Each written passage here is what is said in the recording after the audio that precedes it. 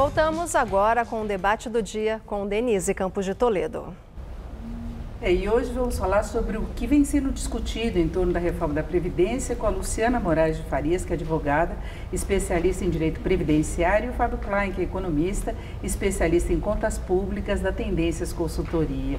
Doutora Luciana, boa noite. Boa noite, é uma satisfação estar aqui. Agradeço à TV Gazeta pelo convite, nesse momento de extrema importância em que estamos discutindo o futuro da nossa Previdência Social. Exatamente. O Fábio Klein, boa noite também. Boa noite, Denise. Boa noite, telespectadores. Bom, vamos começar falando do aspecto econômico, que tem sido grande foco, tem sido um tema repetitivo até quando a gente fala em perspectiva da economia, isso desde o ano passado, não é, Fábio? E agora, as últimas indicações que nós temos é que a equipe econômica está definindo uma proposta bastante ampla.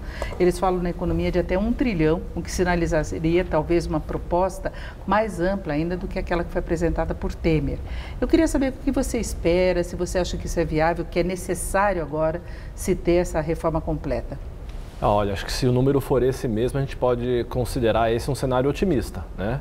Na Tendências, por exemplo, os números que a gente trabalha são um pouco mais módicos, que a gente chama de cenário básico, né? Nós também temos um cenário otimista e pessimista, aí seria em torno de 640 bilhões em 10 anos de economia. Ainda assim é uma economia razoável frente ao problema do déficit previdenciário. Só para dar uma ideia, neste nosso caso, a conta seria sair de um crescimento real acima da inflação, em média, de gasto previdenciário, que hoje roda 5% a 6% ao ano, acima da inflação, para algo em torno de 3% ao ano, acima da inflação também, mas quase metade de economia. Então, se for isso, 1 trilhão em 10 anos é um bom número.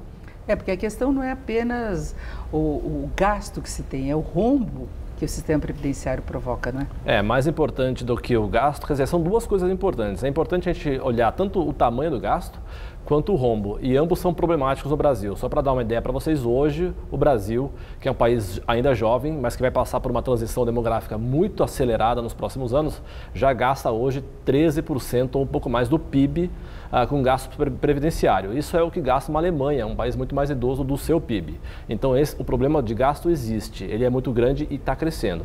E o déficit é um déficit de 200 bilhões, só o regime geral da Previdência. E ele tende a ficar nesse patamar se nenhuma reforma vir nos próximos meses. Agora, doutor Luciana, mesmo sabendo da importância que a reforma pode ter para as perspectivas da economia, ajuste fiscal, há uma preocupação de boa parte dos brasileiros em relação a essa transição, o que virá efetivamente de mudança. Do ponto de vista legal, inclusive, a gente sabe que a reforma vai exigir uma emenda constitucional, né? Daí todo o esforço político do governo. Eu queria saber como é que a senhora vê a discussão nesse aspecto. Sim, então muito se fala com relação à reforma da Previdência na questão econômica. A questão econômica, de diminuir o déficit, o rombo. Então, assim, é importante esclarecer que tivemos a CPI da Previdência, que foi constatado que não tem déficit. Isso daí saiu no final do ano passado, a CPI da Previdência do Senado Federal. Então, é importante pontuar todas essas questões também e pensar não apenas na questão financeira, mas na questão social. Então, pensa-se em diminuir os custos. É importante, sim, ter uma reforma, mas é importante pensar nos direitos sociais.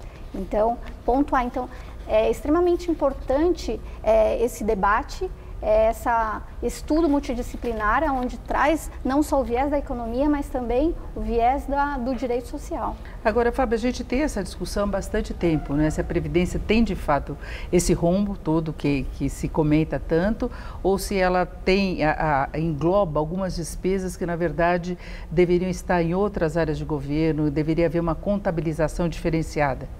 Eu acho que esse é um falso dilema, né? Nós temos, de fato, um déficit da Previdência. O que se discute, às vezes, é como se calcula, inclusive tem uma confusão, muitas vezes acontece uma confusão entre o que é Previdência e o que é Seguridade Social. Uns vão falar, não existe déficit na Seguridade, mas a Seguridade engloba a Previdência, e a Previdência tem o déficit.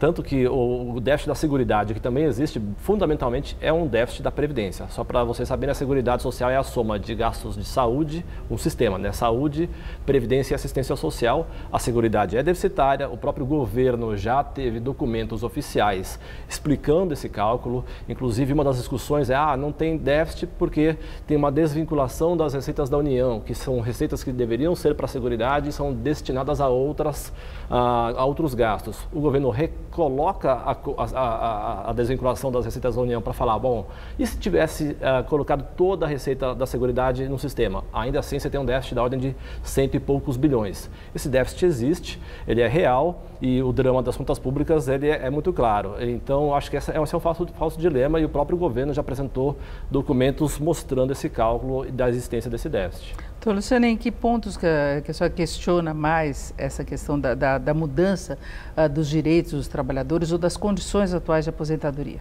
Então, é importante sim ter uma reforma, mas até só complementando assim com relação à DRU. Então, se há falta do dinheiro, se há esse rombo, por que aumentar a DRU? Enquanto se fala em reforma da Previdência, de aumentar a idade, de tirar direitos do segurado, do trabalhador, aumenta-se a DRU na calada da noite de 20% a 30%, que tira o dinheiro ali da Seguridade Social para outros fins. Então, assim, temos que avaliar sim uma reforma, mas o contraponto tem que ser verificado. Não é apenas, vamos colocar a DRU, mas então por que tirou esse valor da DRU? A desvinculação de receitas da União que tira o dinheiro da Seguridade Social para outras finalidades. Então, se não tem dinheiro, por que tira mais? Então, importante pontuar tudo isso. Então, essa questão do déficit, há esse embate, quem defende que tem o déficit, eu defendo que não há o déficit, com base em dados da CPI da Previdência. Agora, com relação a reforma, sim, temos, porque a nossa população está ficando mais idosa, mas é preciso ter cálculos atuariais. Com que base que a gente vai aumentar a idade? Com qual base? Não é simplesmente, vamos de 55 para 57 para a mulher, mas cadê os cálculos atuariais? Então, é importante ter essa junção desses estudos, não só da parte econômica, mas da parte jurídica também. Fábio, você acha que os estudos já estão consolidados? Na verdade, eu acho que tem vários embates e talvez isso tenha que ser cada vez mais colocado de forma transparente para o público. Eu acho que é importante, se existe alguma dúvida, principalmente perante o público que tem que ser convencido da importância dessa reforma, acho que tem que ter essa transparência, essa comunicação mais clara do governo para mostrar que de fato existe esse déficit. Você pode, ainda mais, mesmo que você faça alguma recálculo de rubricas, tira daqui, bota ali, quando você recoloca ou não coloca a desvinculação das receitas da União, enfim. Mas tudo para mostrar que, olha, existe um claro problema da Seguridade Social, do déficit da Previdência, e isso tem que ser equacionado. Agora, também teve N audiências públicas que foram realizadas com exposições de técnicos muito conhecedores do assunto, com abertura de vários setores da sociedade civil, de stakeholders interessados no assunto. E isso já avançou muito, inclusive a emenda constitucional, a proposta de emenda que está hoje para ser eventualmente aproveitada pelo novo governo, está lá com um grande amparo dessas audiências públicas. É claro que a gente pode avançar um pouco mais, inclusive para dirimir essas dúvidas, se existe ou não o déficit, que tamanho que é, e até para falar, bom, quais são as soluções necessárias para o nosso problema. Agora, a proposta que virá do governo deve vir com uma complementação, além de acertar a situação atual, uma perspectiva de mudança de longo prazo, que seria a capitalização. Que é um outro ponto bastante polêmico que pegaria ou os novos trabalhadores, quem for ingressar no mercado de trabalho, e algumas pessoas pensam numa transição ainda mais longa, pegando as pessoas que nascerem depois que a reforma for aprovada. Eu queria saber a opinião dos dois em relação a isso, doutora Luciana, primeiro. Então é importante a gente esclarecer a população. Hoje, a Previdência Social ela é regida pelo sistema de repartição, que seria isso, então. Todo trabalhador é obrigado a contribuir. Ele contribui para um fundo único e o dinheiro desse fundo único é que vai pagar os benefícios e aí entra o Pacto Intergerações. As pessoas que trabalham hoje pagam os aposentados de hoje. Esse é o sistema de repartição que nós temos em vigor hoje. E aí há essa proposta, essa conversa de se colocar o sistema de capitalização, que seria um sistema de poupança, que cada um teria a sua poupança. Agora, qual o problema que eu vejo? No sistema hoje de repartição, nós temos a Seguridade Social, a Previdência Social, através da Constituição Federal, ela é financiada por três sujeitos. Então, é o trabalhador, é o empregador e é o governo. Então, são 3 fontes pagando para o segurado ter um benefício no futuro. Para o sistema de capitalização, é o trabalhador que vai pagar a sua própria previdência, a sua própria poupança. E aí fica uma dúvida, o empregador também vai contribuir? Porque a questão é tirar a cota parte do governo. E o que a gente tem então? Se hoje 3 fontes é para custear uma aposentadoria no valor atual, como ficará então esse trabalhador que ele vai custear sozinho? Quanto vai ser o valor dessa aposentadoria? Aí a gente começa a pensar no Chile, que no Chile o valor do benefício dele de uma aposentadoria é em torno de 1/3 do valor do que ele recebia na ativa. 3 fontes, só está o empregado pagando, então acaba diminuindo 2/3 do valor do benefício dele. Então, isso é muito sério. Um outro problema que eu vejo, assim, extremamente grave é com relação aos benefícios não programáveis, que são os benefícios por incapacidade. Então, hoje, imagina essas pessoas que recebem o auxílio-doença, aposentadoria por invalidez, auxílio-acidente, pensão por morte, que são benefícios não programáveis, não é aquela aposentadoria, quando eu fizer 60 anos. Vai ficar muito caro para o financiamento desses benefícios para um fundo de capitalização. O que vai acontecer? Vai acabar esse tipo de benefício. E aí, vamos tirar a cota parte da empresa. Mas e esse funcionário que adoecer, que se acidentar, quem vai custear? É ele que vai ficar prejudicado? Então, ele ficou incapacitado para trabalhar, ele não vai receber da empresa, não vai receber do Estado. Então, isso me preocupa muito. Fábio, você acha que já é o momento de entrar com a capitalização também nessa discussão? Olha, então, acho que a ideia de regime de capitalização é a novidade que surgiu durante as eleições, inclusive, né? Foi uma proposta que foi aparecendo durante o pleito eleitoral, que é a novidade em relação à proposta atual do ex-governo Temer, e que eu acho que ela pode ser muito bem-vinda. Ela tem que ser bem desenhada para evitar, primeiro, a perda de receitas que, eventualmente, quem hoje está no sistema de repartição e que, portanto, recolhe recursos do seu trabalho, da sua contribuição para um aposentado, se essa fatia que já trabalha vai ser afetada ou não, isso pode gerar prejuízos para a Receita. Mas se não for essa fatia só novos entrantes no mercado de trabalho, aí é uma questão, tem a vantagem de que a pessoa sabe melhor quanto ela tem que poupar para saber exatamente quanto ela vai receber no futuro. É diferente de uma poupança forçada ou uma poupança via governo.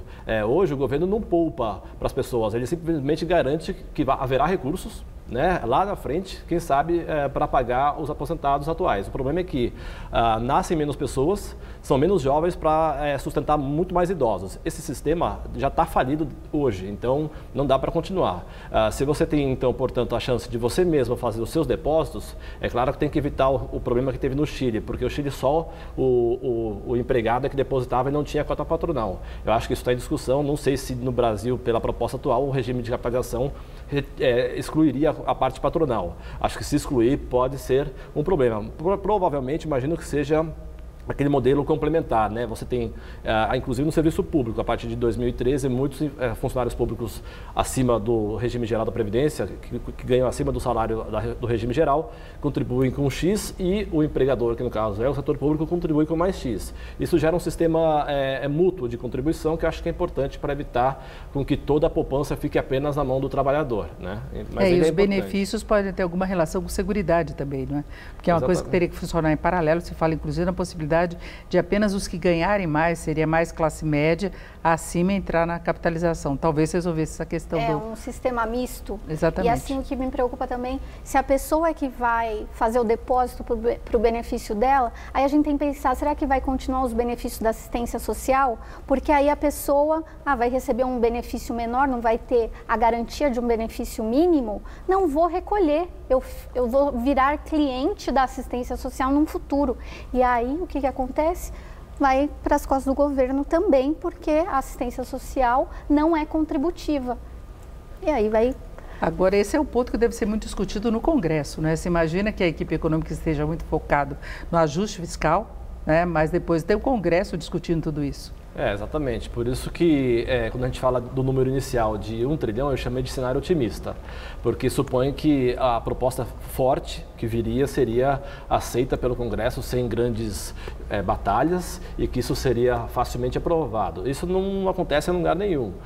E a gente está discutindo essa questão da Previdência há vários anos no Brasil e a gente tem feito algumas mini-reformas, mas o problema ainda não foi completamente resolvido. Inclusive, a gente tem contra-reformas. Por exemplo, recentemente, alguns devem lembrar que foi aprovada aquela Lei 85/95, que na minha visão foi uma contra-reforma, porque ampliou o valor do benefício, reduziu o efeito do fator previdenciário, que é um desconto para quem se aposentar mais cedo, e isso gerou aí uma correria de gastos no curto prazo, quando a gente estava sofrendo um problema fiscal, né? 8595, que agora já está 8696, não é? Porque ela tem esse gradualismo, vai subir no ano após ano.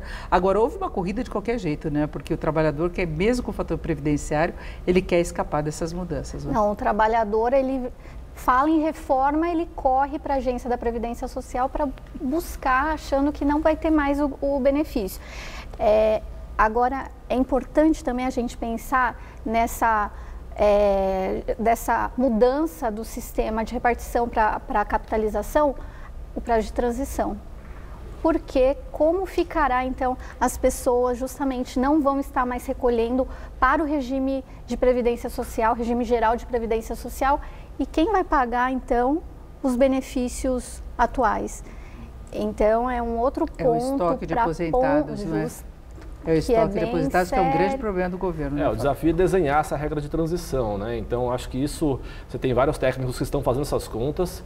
Claro que, dependendo do desenho, o efeito da transição pode ser um pouco mais duro ou um pouco mais tranquilo, mas de qualquer forma eu acho que é uma proposta bem-vinda que inclusive gera poupança no Brasil, né? Estimula a poupança. E um problema do Brasil é a baixa poupança. Inclusive o setor público, quando tem déficit, no fundo ele está despoupando. Despoupança é o quê? Falta de investimento. Né?